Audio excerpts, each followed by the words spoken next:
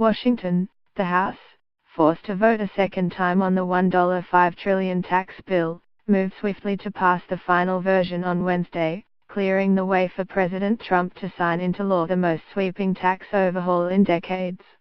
House lawmakers approved the tax bill 224 to 201 on Wednesday, after being forced to vote on the bill again after last-minute revisions were made to the Senate bill, which passed that chamber 51 to 48 early Wednesday morning. The final House vote was essentially a formality, as the changes, which were made to comply with Senate budget rules, did not significantly alter the overall bill. But the need for a second vote gave ammunition to Democrats, who had already accused Republicans of trying to rush the tax overhaul through the House and Senate. "We are 5 days away from Christmas, but it feels like Groundhog Day," said Representative Louise M. Slaughter, Democrat of New York, who denounced the process by which Republicans undertook their tax rewrite as nothing short of an abomination.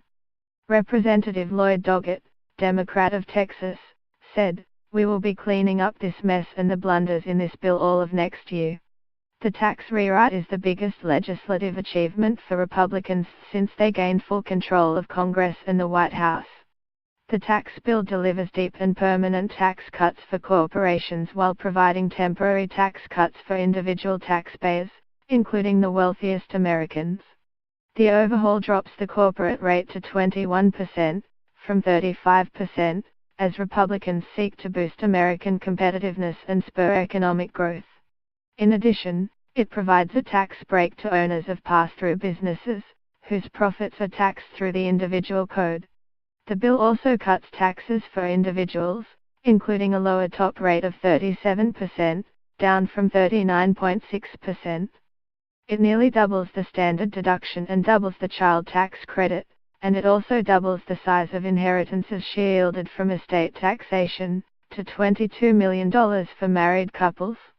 But Republicans set the individual tax cuts to expire after 2025 in order to make the bill comply with budget rules.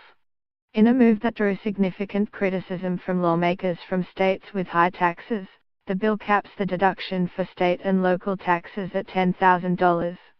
12 House Republicans voted against the tax bill on both Tuesday and Wednesday, and 11 of those members were from California, New Jersey and New York, 3 states with high taxes.